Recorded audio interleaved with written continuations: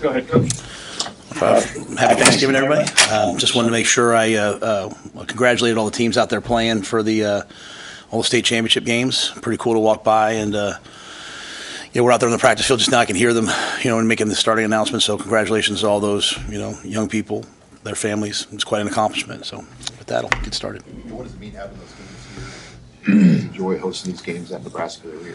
I think it's great. I think what you want is you want all the young people across the state to grow up someday dreaming of, playing here, playing in Memorial Stadium, whether it's in the state championship or eventually here with us. So, I think one of our jobs is to nurture football, whether it's clinics that we do, youth camps that we do, hosting high school games, hosting all the, smaller schools and colleges in the state. They come over to us and visit us, watch practice. We want to be a place that supports football. You're going to have a chance to have some kids who are in high school now who are a part of your practices next month. Is that the first time? I assume that's the first time for a bowl game you'll have ever experienced that. And what can that look like or mean? Yeah, and I think we'll have to wait and see where we're going and when we are in terms of like dates that they graduate high school and all that. So it's my first time doing it. I haven't had that before. I think it's great just in the acclimation process. We want guys to understand sort of the standards that we have in terms of everything from being on time to how we practice. And I think them getting a chance to get here early and be a part of it would be great if it turns out right with the timing of graduation and all that. What's the challenge of a short week? And I know you guys had a flu bug going through last week. Or you feel like you're over that? Yeah, we had both flu and strep throat last week, so it was really kind of all hands on deck by our medical staff. We still have some guys, a couple guys that tapped out today. Not tapped out, like tapped out in the bad way, like we're out because of strep throat. But they were mainly non-travel guys. I mean, like Marquise Buford, Sierra, if you could put a camera on me, I kept putting my arm around him the whole game. I was like, I'll give you tomorrow off. Just get through this game, buddy, because he was playing corner, he was playing gunner, he was playing jam run, punt return, and he was just dying, right? Like, so, obviously him and Marquise Buford got back, but they were just not feeling great. So I think we're much healthier this week. The challenge of a short week, obviously, is just kind of, you lose a day. So, today we went out there, we practiced like it was a Tuesday. Tomorrow we'll practice like it's a Wednesday. Typically I don't do that, but because of also the Thanksgiving component of this and some of the things that we'll do later in the week, we treat it this morning like Tuesday. How much, given that you now have that bowl in place, how much hungrier do you sense your team is to now go get another thing and win another game against Iowa? I sure hope they are. I mean, honestly, Sam, we didn't even have a team. We haven't even had a team meeting since the game. Like, we walked in today and it was 8:00 Iowa special teams. There's just no time for, hey, great job, da da da da. There's just no time for it, right? Like, so this is such a condensed week versus a really difficult opponent to prepare for that. We just jumped right in. I think the thing that you saw, coming out of the game, like a lot of the guys were in the building yesterday, they know that they can do it. It's kind of like they know they're capable of it. So, let's continue to do it. That's the expectation now. What was once possible is now, okay, it's not just, hey, it's possible. Now we can do it. So let's do it. And this is an excellent team we're facing, so we have to do it at a high level. Is it even more pronounced offensively with like a 44-point, 473-yard output? Yeah, I think, and I think, like I said, the lessons of the game are the lessons of the season, right? Like we fumbled the ball on the 20-yard line, and if we do that against Iowa, who's plus 11, we're not going to win. So while people, I think Dana's done an amazing job. Let me start there. But I think if you say it's the play call, you hear Dana on the headset the whole time. He's just talking about execution. Like the guys who practiced the best on Thursday last week played. Some guys had some false starts and some mistakes on Thursday. He's out. 13, you're in. Let's go. So IGC got a chance to play and he made a play in the game. So there's a real focus on execution. And when the guys execute the play calls, and so I think that was the message to the guys, like, hey, if you execute and practice at a high level, you're going to have an opportunity to play in the game, and then when you get in the game, make the most of it. And so when we had penalties, we didn't score on those drives. When we when we snap the ball on third down, we're going on 2 and we snap it on 1, and all of a sudden the ball's in the quarterback's hands. There's nothing he can do. But when we just settled down and just played, then guys made the plays necessary to make. So it's kind of a blend of everything we've been trying to say to them all year coming to life. Like, hey, just go execute. I think the thing Dana's done a great job of is, like I said, he's cut things down to a degree, but also he's demanding that they execute if they want to get on the field. And that's kind of how we handle things on defense. And, I think it's kind of now played over to offense as well. He's cut things down. Yeah, just the amount of play. Kind of like I said when I first got here, like he came in and said, hey, let's just scale back in terms of the amount that we're doing. We're still doing a lot, still doing a lot. And like I said, there's a couple times in that game where, he was trying to find the words because, he's had one language for, I don't know, 30 years. And now all of a sudden he has a completely different language. And so, Coach Glenn and Garrett and Sat did a great job of, I think, sometimes helping with the words in the middle of the game. But he has a picture of what he wants it to look like. And it's interesting for me. It's my first time being around there. It's very collaborative. Like, they sit in the room together for hours upon hours upon hours and put together a game plan together. So it's been really cool for me. I'm always trying to learn. It's good for me to learn from. How much better is Iowa's run offense this year compared to last year? What's challenging about it in general? Well, they've always been, to me, like when I first learned how to run outside zone, I go all the way back to learning from Rick Kaczynski, who I know coached here as well. He was a great D-line coach, but learning from him, learning from Coach Ferentz, that's how I first learned, the way that I've always taught the run game. So, they've always been the premier outside zone team, counter team in the country. I think Caleb Johnson's playing at an unbelievably high level. They've got a veteran offensive line. I think Coach Lester's brought in, they're doing a lot of what you see NFL teams doing. Like they're running the ball to the open side, then checking it versus any 4-week threat to zap to the front side. So a lot of us who've been in the NFL, it's kind of what we know, and they're doing it really, really well. And I don't want to underestimate. This back is fantastic. He makes people miss, and he can burst and go the distance. They've kind of done it 2 different ways. With Sullivan out there, because he was a running threat, they were doing it one way. With McNamara out there, it was a little bit different. And I think that's the mark of great coaches. Whatever quarterback's been out there, they've been able to do it. To stay in the same scheme, but whatever fits that quarterback. And then now, as we're not sure who the quarterback is, they've kind of had a hybrid model in between. So I think they're doing a really, really good job, and they've run some people off the field just by running the football down their throat. Now that the bowl game berth is secure, kind of building on what you're saying about being hungry, but do you just get the sense the guys are playing a little more free? And how was the attitude in terms of coming off a win? You've had coming off a win before. Was it any different today than it has been in the past after a win? Yeah, Sam said hungry. I didn't say that. I think our guys all. I don't think there's been a game where they weren't dying to win. I think, this is really hard. This has been hard, right? And it requires really tough people to do the stuff that we've been trying to do to kind of get over that hump, right? And when you lose to Indiana the way we did, then you come back against Ohio State, then you lose to Ohio State, and then you come back against UCLA, then you lose to UCLA, and then I make some changes, then you lose to USC. It's only reasonable that you would either lose your confidence or start to question things, right? Why are we working so hard if we're not getting the result that we want? And maybe we should be doing this. It's not like I sit there and say to the guys, "Hey, don't doubt, trust." It's only you guys asked me if this was big for me. I was like, "Yeah, this was big for me." This is I know I believe in what we do, but still, it's great to have some representation of, hey, it's working here for us right now. Even though you see it at practice, you like to see it in the game. So I've never doubted their effort, right? In fact, last week, Dana and I were talking. He was like, sometimes, it's times you feel like, maybe we're pressing a little bit too much, just trying to do too much. And I thought you saw a group on Saturday that was just pretty relaxed and pretty in the moment offensively. So I know how much the Iowa game means to our guys. We sat there last year. I loved that group last year, and walking off the field after losing on the way we lost. Right, we picked the ball off, we get a holding call, we throw a pick. They just kind of run the clock out. Guy makes a great run, and then the field goal just gets over the goalpost.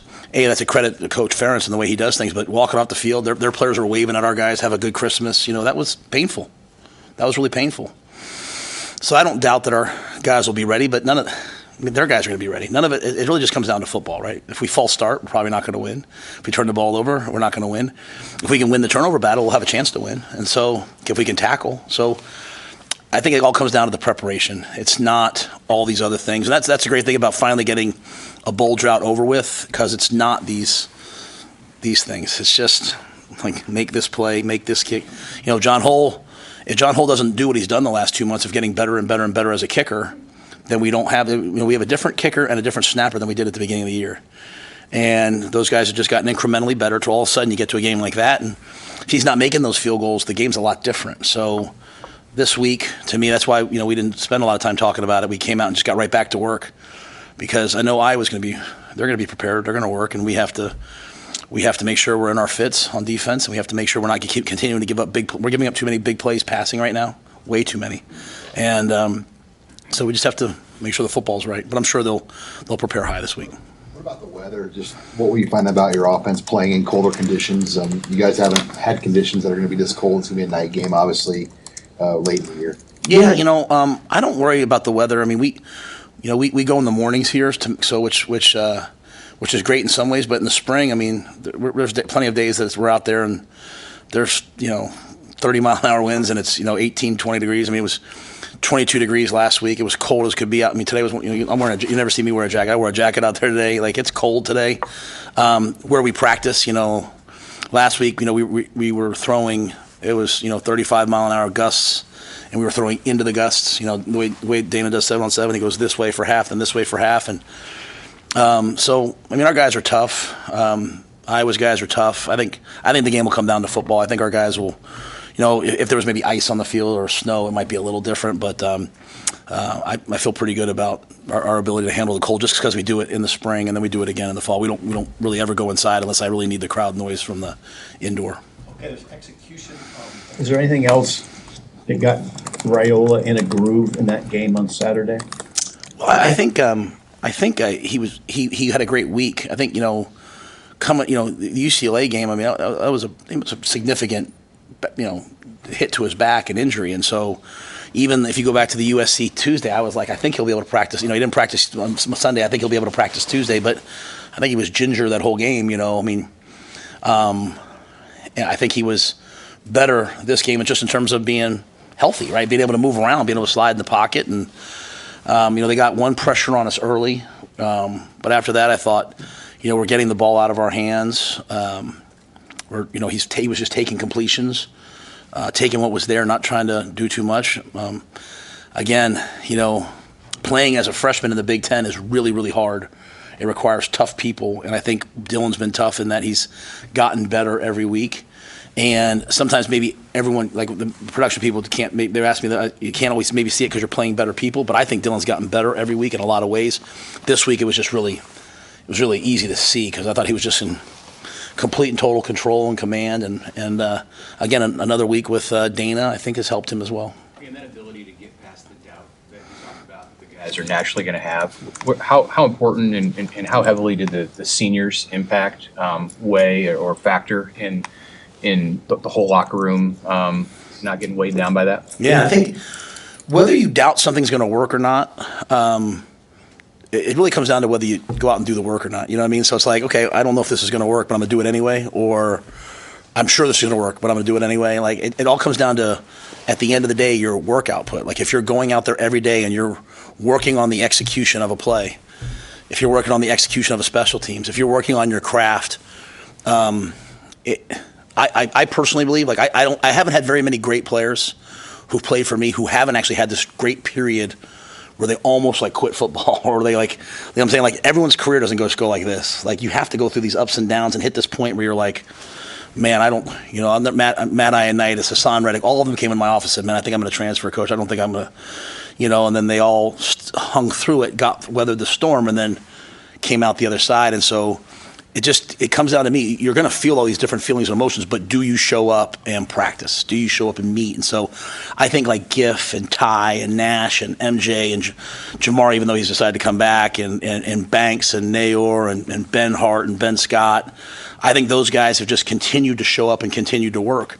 So whereas they might doubt, or they might feel all the doubt or hear all the doubt, they've just continued to do the work. And the ones who haven't played as much. The ones who have continue to play.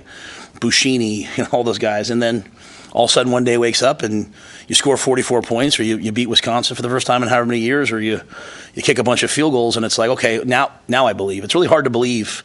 It's blind faith, right? It's hard to believe when it hasn't worked. And so when it finally works, and it worked for a game, when it finally works, it's like, all right. But they did the work anyway. And I think that's the biggest message I have to the guys is like, no matter whether you believe in it or don't believe in it, just show up and work, and you'll find out in the long run. And so I'm proud of those guys. They've really pushed, I think, the thing through. In the last game, Kircher and Lindenmeyer played a lot. Fidone did not. Was that an injury-related issue, or was that just Holgorsen's preference? No, I think that was just Dana getting in the game and just going with those other guys. I think that was just coach's decision. What did you like about how Nate would play? Yeah, well, I mean, Nate's an excellent player. He's unselfish. He doesn't complain about his touches, or whether if you ask him to do something, Nate does it. Very steady. And so when he had a chance to catch the ball, I mean, both times he caught the ball, I mean, it's he had a great run after the catch. And then I think Luke Lindenmeyer, you talk about a guy since the bye week, since Dana showed up, who to me has like put his foot on the gas and accelerated. Like in practice, I mean, he's trying to put people on their backs. He's trying to finish blocks. And those guys are just really dependable guys. They execute at a high level, and they earned a chance to play. I mean, Thomas is the same way. Thomas has all the ability to make every play. He's made some huge plays down the field. He's got a ton of talent. He's had a bunch of injuries. He's a lot like a lot of the guys I'm talking about. It's his second year playing, really. So forget, the hardest thing in the world is to come in with a bunch of accolades, right? Because everyone's always asking you, like, but he's second year playing, and I think Thomas, he had a great practice out there today.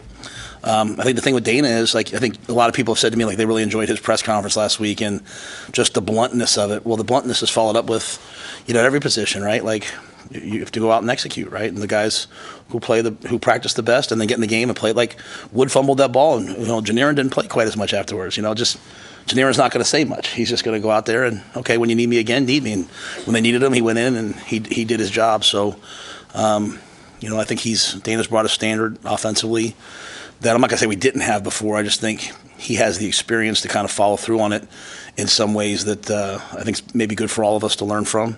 But Thomas, I'm sure, will have a great role in this game. And like I said, there's not many guys who can make plays down the field the way he can. Just kind of continue to work on him and all those guys. And again, I'm deferring a lot of this. Like, I don't tell Terrence who to play at nose tackle, and I'm not telling Dana and Sat who to play at tight end. I give my 2 cents if there's something I really believe in, I'll step in. But I think it's really good that guys can go out and practice for what they want. Big plays in the secondary. I don't think Malcolm Hartzog played a lot in the second half. I know Blahill got a lot of run there. Was that on-field related, or did he re-aggravate something there? No. I'm not sure the rep count of Malcolm in the second half. I thought, kind of Marquise was down a little bit, so Malcolm was kind of moving to safety and corner. But I think all those guys were just. There was nothing like in terms of like, hey, pull them out or anything like that. I just think we just kind of rotated the guys as we went through because some guys got banged up and guys weren't feeling great. But Malcolm's out there today. He's practicing well. He should be ready to go. Hey, Coach. Coach. I'm sorry, guys.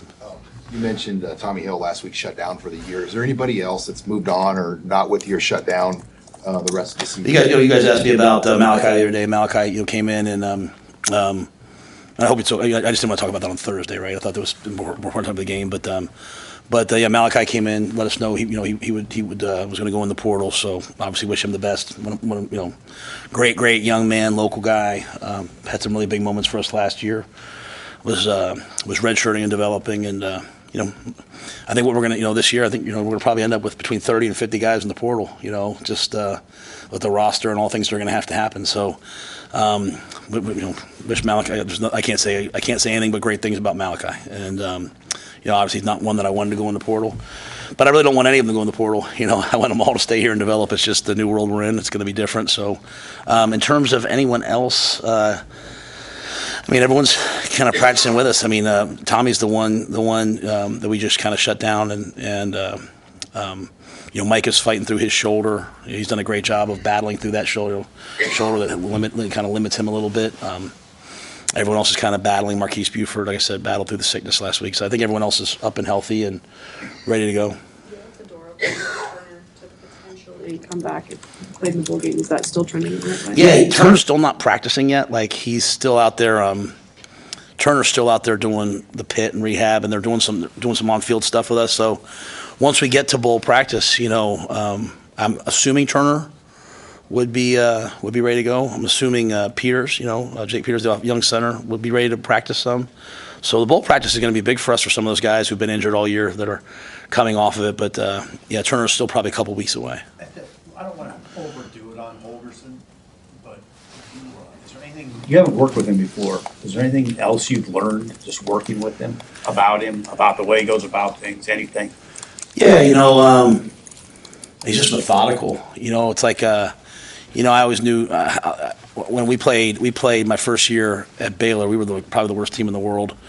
And one of our players got hurt on a punt return on their sideline. I went over their sideline, and he was ripping the ref because they made the call for us. And I was like, man, I didn't know you could say that to the ref. Like, I'm being too gentle with these guys. And I've always been out and seen Dane in different places and just kind of knew him as like, I went and sat in a clinic just to listen to him talk, right? So like when he was the OC at Oklahoma State or whatever. So I've always known him from afar, and like the Red Bull on the sidelines and all those things. And then, like I said, I got to spend a day with him a couple years ago, and me and Julie went to dinner, and I got to really get to know him. He's just really a thoughtful, insightful man. And then seeing him here, seeing his process here, it's you guys know the way I feel about Phil Snow. It's very much like Phil. It's, watching Tony, watching the way they work. Just very methodical. Dana comes in, he studies the opponent until he understands him, and then they get together, and it's just the rhythm of the way that he does things makes total sense to me. A lot of the guys on our staff, we didn't come up through like big organizations. Like we weren't we weren't some famous coach's son, or we weren't, so like we kind of nickeled and dimed our way up to like Albright College, and then a GA here, a GA there. And so I was never able to be under a great offensive system. Then I had a chance to go to the Giants. I worked for Kevin Gilbride, who's one of the great offensive coordinators in NFL history, and he had some run and shoot things, and I loved them, and so I kind of got a chance. But this for me, this is a chance. And Dana's we're not running the air raid. He doesn't even coach the air raid anymore. Like that was just what he came up in. But to me, just seeing the way that he processes things, it's like so close to what we were doing. It's just a little bit better. It's just a little bit more simplified. So I think whether it's Sat or Glenn or Garrett or Donnie or EJ or any other coaches on our offense, they're really benefiting from watching the way the process plays out. And it's from the way they watch tape to the way that they script to the way that they attach plays to the script to the way that they do their walkthrough pre-practice to the way they do routes on air. It's all these things that I've had offensive coaches wanted to do, but it never made complete and total sense to me till I worked with Dana, and now it makes sense to me. So, if I coach with Dana for one more week, or if we coach together for the next 10 years, I'll be a better coach as a result. And bringing in Tony after being with Phil, I had 11 years as a head coach. Tony had a completely different process, and it was really, really cool for me to see and interesting for me to see and learn from. And so this has been great. Normally you have kind of like, hey, this is our way, and it's been interesting. And then I just think that incremental process, like you look at what Ed's done. Think about, like I said after the game, think where we were at Purdue and Rutgers, we couldn't even get a punt off. And think about where we are now. Not that was okay, but I'm saying to be punting balls out at the 4 and having big kickoff returns, and Ed's, instead of just blowing everything up, Ed's just gotten a little bit better and gotten the guys to get a little bit better. So I don't know if I'm answering your question. I'm going to say it's helped me and it's really taught me a lot. What have you seen in terms of the progression on special teams, and how important will that be Friday with a team like Iowa that field position so important? Yeah, I think, like I said, I've really studied Coach Ferentz, and I have so much respect for what he's done. And from the fact, he'll take the ball. A lot of guys will defer. He'll take the ball to have the win in the fourth quarter, and the way that they'll play field position, the way that they'll punt the ball down. It's very much like when you're in the NFL playing all the Coach Belichick and all of his coaches. Because when I was there, you'd play Joe Judge, you'd play those guys. It's really difficult, and they have a great punter, they have an elite returner, they've got great special teams, and it'll be a real challenge. And on a game like this, a Friday night in the cold, those things show up, and that's why they win the close games. They're very comfortable. To me, like it's almost like for them, like the game doesn't even start till the second half begins. It's like they're very comfortable playing in a close game, and they know who they are. And I really enjoyed watching that from them. So, Brian's been really punting the ball well. We've been more consistent in terms of catching punts and not letting balls roll down and having us in bad field position. We had some 2 returners out there last week to try to get shake Jacory loose. So we'll try to have our best plan possible. My only thing to the coaches is like, hey, do whatever you guys want. Just make sure it's something we can execute. Let's not go out there and try to solve the world with a pencil. Let's let our guys go out and execute. And so, whether it's Carter Nelson running down on kickoff and tackle him at the 20, hopefully we can make some plays versus probably the premier special teams unit in the Big Ten. Just to be clear, are you 100% outside practice team? 100%? Yeah, are you always Outside?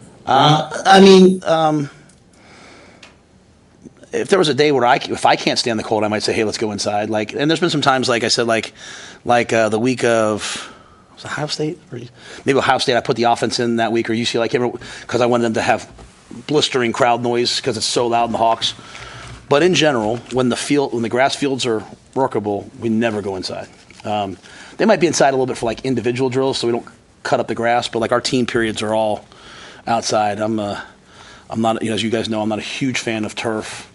There's some turf companies, we had Hellas Turf when I was at Baylor, and I liked their turf, so I'd go out a little more. But we're outside as 95% of the time we're doing something.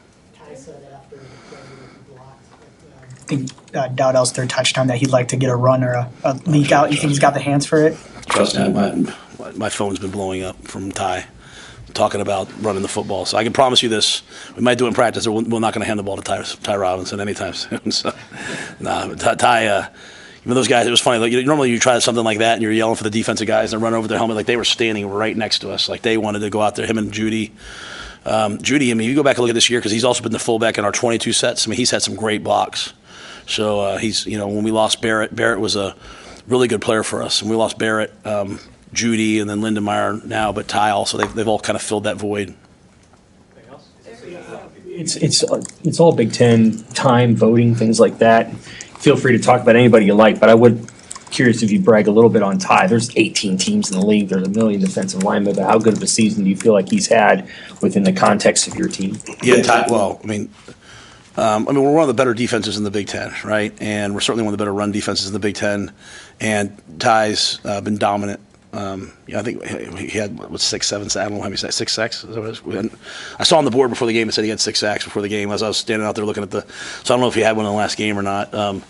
But Ty, Ty's been absolutely dominant, and he should be up for every accolade.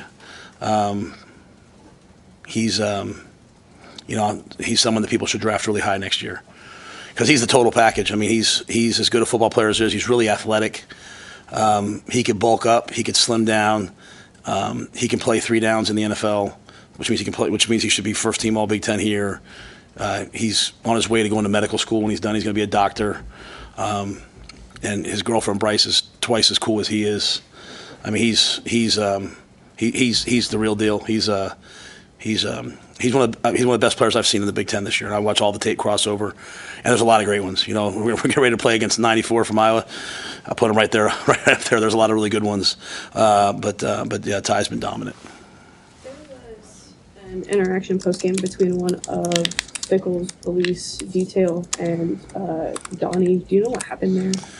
I came in this morning. They were showing me the video, so I don't want to speculate without knowing. Obviously Donnie went to Wisconsin, so I don't know if there was some history there with somebody or something. But when I asked Donnie about it, he was like, no big deal. So things happen after games. People are emotional, but he seemed to kind of brush it off. So it was kind of mayhem out there, trying to get off the field. So, yeah, I don't know much else other than that. Thanks, guys.